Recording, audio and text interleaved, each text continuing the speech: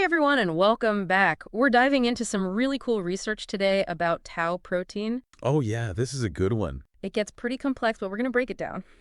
So tau, it's a protein, and it's infamously known for forming those tangles Right, those neurofibrillary tangles. in the brains of people with Alzheimer's disease. Yeah, But what this research does is it takes us right back to the very beginning, like before those tangles even form, to the very early stages of how that whole process gets started. exactly. And this study by Batra and colleagues, they found a protein called VCP. VCP. That seems to play a really critical role in what happens to those early tau seeds. Okay, so like little baby tangles. Yeah, think of them like tiny little sparks. Yeah, They could either fizzle out right. or they could ignite a huge fire, and VCP VCP. might be the deciding factor. So is it like a cellular decision maker almost? That's a great way to put it, yeah. Wow. Determining the fate of these tau seeds. That's pretty powerful. It is. I mean, how did they even figure that out? Like, how do you even begin to study something that's happening on such a tiny scale? Well, they use this really cutting-edge technique called proximity labeling. Proximity labeling. Yeah, have you heard of this? I haven't. Okay, well, so imagine you walk into a crowded room Okay. and you want to know who's talking to who, Right. but it's too noisy and chaotic to tell. You can't really tell who's interacting with who. Exactly. So proximity labeling is kind of like giving each person in that room a special badge. A badge. Yeah, that only lights up when they're standing really close to someone else. Oh, so you can actually see who's interacting even if you can't hear them. That's the idea. I like that. So in this case, they used a special enzyme called split APX2. Split APX2. Yeah, which acts like that badge. Yeah. It only becomes active and labels nearby proteins when tau starts to aggregate. So they attached this to the tau protein. Exactly. So it's like giving tau a little tracking device, and it gives us this snapshot of what's happening right at the beginning of tangle formation. And that's how they found VCP. Yeah. They found that VCP was the most prominent protein hanging out with those early tau aggregates Wow, so it's like VCP is right there at the scene of the crime. right there at the scene. So it's obviously involved, but how does it actually influence whether these tau seeds go on to multiply and cause all this trouble or whether they just get cleared away? Well, that's where things get even more interesting because VCP isn't just a passive bystander. Okay. It can either promote or prevent tau seeding depending on the signals it receives. Okay, now this is where I start to get a little lost. What do you mean by signals? So think of VCP as having different modes, like a build mode and a demolish mode. Gotcha. And the signals it receives determine which mode it's in. So what kind of signals are we talking about? Well, the researchers use different chemical inhibitors, Inhibitors? which essentially give VCP different instructions. Yeah.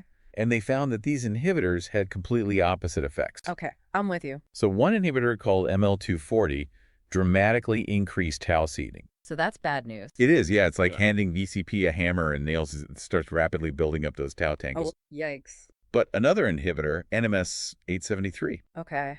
actually decreased seeding. Oh, so that one's a good guy. It seems to be it's like giving VCP a set of tweezers to carefully remove those troublesome tau seeds. Okay, so maybe blocking ML240 could be a strategy to slow down this whole tau aggregation process. Potentially, yeah. But the big question is, how does VCP actually accomplish this? Like, is it physically interacting with these tau seeds? Yeah, that's what the researchers are trying to figure out. It seems VCP might be influencing two key processes. The first one has to do with the endolysosyl system. The endolysosomal system. Yeah, it's basically the cell's waste disposal unit. So like the cellular garbage disposal. Exactly. Yeah. And VCP might be controlling how easily tau seeds escape from this system. Escape from the garbage disposal. And start causing problems elsewhere in the cell. Oh, so it's like VCP's the guard at the gate. Yeah. Deciding whether to let those troublemakers out. Exactly.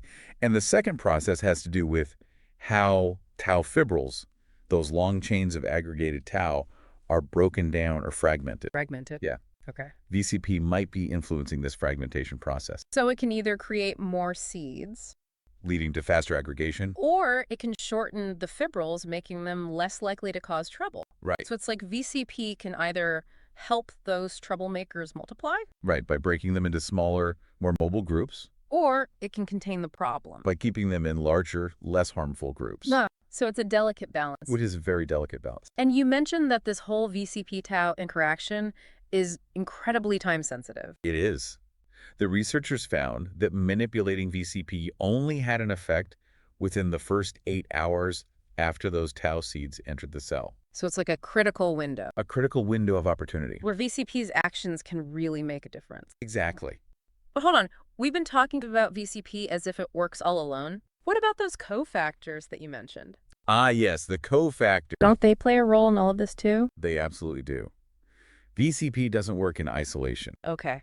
It relies on a team of helper molecules called cofactors Cofactors. to fine-tune its actions. So are they like the tools that VCP uses? Yeah, think of them like different attachments you can put on a power drill to make it more versatile. So VCP is the drill and the cofactors are the drill bits. Exactly. And like different drill bits allow you to perform different tasks. Yeah. These cofactors help VCP carry out its various functions. Okay, that makes sense. So what did the researchers find out about these cofactors? Well, they discovered that some cofactors seem to amplify VCP's ability to promote tau seeding, Oh. while others might actually be helping to keep it in check. Okay, so some are good, some are bad. It's like having some drill bits that make the drilling faster and more aggressive, while others are designed for more delicate and controlled work. Wow, this is getting really interesting. It is. So not only does VCP itself have this dual role, but it also interacts with this whole network of cofactors that can neither boost or dampen its effects. A complex web of interactions. This opens up a whole new layer of complexity It does, and a lot more questions to explore. for sure. Okay, so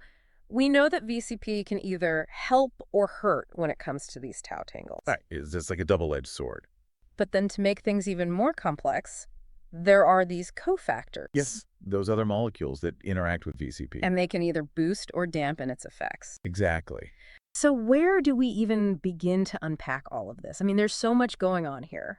Well, this study actually looked at a whole bunch of different VCP cofactors, like 30 of them. 30 cofactors. Yeah. That's a lot to keep track of. It is. So what did they find out? Well, one of the really interesting things was that some of these cofactors, when their levels were reduced, it actually seemed to make things better. Wait, so by removing these cofactors, tau aggregation actually decreased? That seems kind of counterintuitive. Why would taking away something that interacts with VCP have a positive effect? Well, it's all about this delicate balance. Right. The cell is constantly trying to maintain this equilibrium. Right.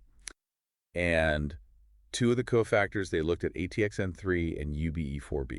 ATXN3 and UBE4B. Are involved in this really intricate system of adding and removing tags on proteins. Tags. What kind of tags? These tags are called ubiquitin, Ubiquitin. and they act like little labels telling the cell what to do with the protein. Oh, so it's like a cellular instruction manual? Yeah, kind of like a postal code directing proteins to their proper destination. Okay, I'm starting to see where this is going. So if ATXN3 and UBE4B are involved in this tagging process, then messing with their levels could disrupt how VCP interacts with tau, Exactly. because VCP might not be getting the right instructions. Right. So let's talk about ATXN3 first. What does it do? So ATXN3 is a duubiquitinase, which means it removes those ubiquitin tags. It takes off the labels. Yeah, so if there's less ATXN3 around, perhaps those tau seeds aren't getting untagged properly, Okay. and VCP can't interact with them as effectively. Leading to less aggregation. Right. It's like if a package has the wrong address, the mail carrier won't know where to deliver it. Exactly. Okay, that makes sense. And what about UBE4B? How does that fit into this whole tagging system? So UBE4B is an E34 ligase, Okay. which means it's actually responsible for attaching those ubiquitin tags in the first place. So it's the one putting the labels on. Exactly. Okay. So if you reduce UBE4B, you're essentially interfering with the initial tagging process. So without the right tags, VCP might not recognize the tau seeds, Right. and that could lead to less aggregation. Potentially. Wow, so it's not just about whether VCP is present or not. It's also about whether these cofactors are around Right. to guide its actions. It's Yeah. like VCP needs the right instructions Great tools. to know what to do with those tau seeds. Precisely. But you said that some cofactors actually make things worse when their levels are reduced, right? Yeah, that's right. Not all of them are helpful. Okay. One that really stood out was FAF2. FAF2. Yeah. What's so special about this one? Well, knocking out FAF2 dramatically increased tau seeding. Oh. In fact, it even caused those tau biosensor cells to spontaneously aggregate, Spontaneously aggregate. Yeah. something the researchers had never seen before. That's a little scary. It is a little concerning, yeah. So it sounds like FAF2 might normally be helping to keep tau in check. That's a possibility. And when it's gone, things just spiral out of control. Potentially, yeah. So what do we know about FAF2? Like, what does it normally do? But we know that FAF2 is involved in various cellular processes, including something called ERAD. ERAD. Yeah, endoplasmic reticulum-associated degradation, Oh, boy. which is basically a quality control system Okay. that helps the cell get rid of misfolded proteins. So maybe FAF2 normally works with VCP to make sure that those misfolded tau proteins are properly disposed of. Right. And without FAF2, those proteins start accumulating. And forming aggregates. It's like losing a crucial member of the cleanup crew. That's a good analogy. But it's important to remember that each of these cofactors might have a slightly different role to play. Right. What's true for FAF2 might not apply to another cofactor. Exactly. So you can't just lump them all together. Definitely not. So we've got some cofactors that seem to make things better when they're removed, Right. and some that make things worse. It's a mixed bag. But the researchers didn't stop there, did they? They also used surine to knock down several other cofactors. They did, yeah. Surine is a really powerful tool. Yeah, it's basically like gene silencing. You can specifically shut off the expression of a particular gene Right. and see what happens when that protein is absent. Exactly. So what did they find out using surine? Well, they found that knocking down NGLY1 and OTUB1, which are both involved in protein degradation pathways, Okay. also led to reduced tau seeding. So that kind of reinforces the idea that interfering with these protein degradation pathways can have a real impact on tau aggregation. It does, yeah. But you said that there were some surprising findings too, right? Yes, there were a few head scratchers in there. Oh, really? Like what? One of the most unexpected results came from knocking down MPLOC4. MPLOC4. This cofactor is actually known to enhance VCP's unfoldase activity. Unfoldase activity? What's that? So unfoldases are like molecular ironing board. They help to straighten out misfolded proteins. Okay, so if you knock down MPLOC4, you'd think there would be less unfolding activity, Right. leading to more misfolded tau proteins hanging around. That's what you'd expect, yeah. But you said it actually decreased tau seeding. It did, yeah. That doesn't make sense. It was a bit of a surprise. So how do you explain that? Well, it's important to note that while knocking down NPLC4 decreased seeding, it also increased the overall levels of tau in the cells.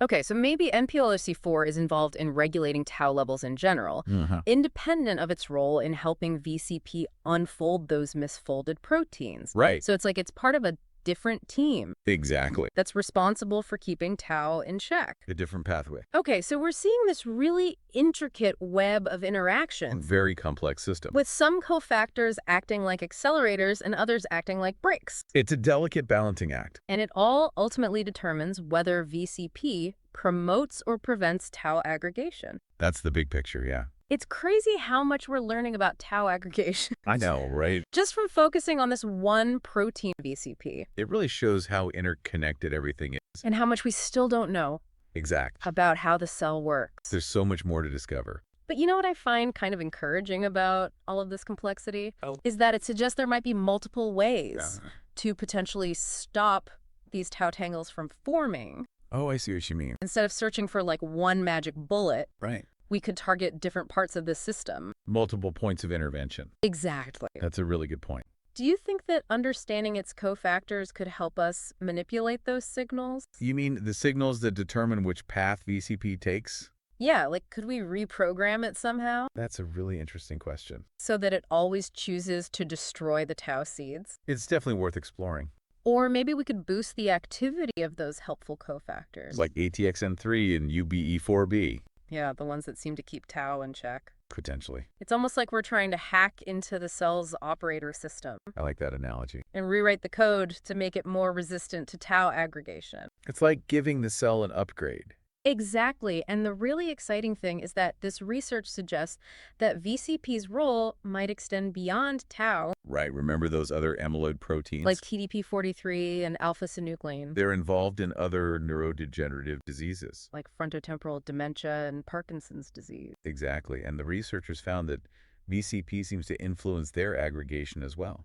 So it's possible that VCP is like this master regulator Wow. that plays a role in multiple neurodegenerative diseases. That would be huge. And if we can figure out how to control it, It could have a major impact on so many conditions. It's pretty mind-blowing It is. to think about all the possibilities. Definitely gives us a lot to think about. Well, we've covered a lot of ground in this deep dive. We have. We've gone from a basic understanding of tau And its role in neurodegeneration to this complex world of VCP and its cofactors. and how they all interact with each other. It's been quite a journey. I think the biggest takeaway for me is that there's just so much more to learn. Oh, absolutely. This research has opened up a whole new avenue of exploration. And who knows where it will lead. It's really exciting. It is. And for our listeners who want to dive even deeper into this, We'll be sure to link to the full research article in the show notes. so you can check it out for yourselves. Yeah. Maybe one of you will be the one to make the next big breakthrough. That would be awesome. Until next time, keep those brains buzzing. And remember, the quest for knowledge never ends.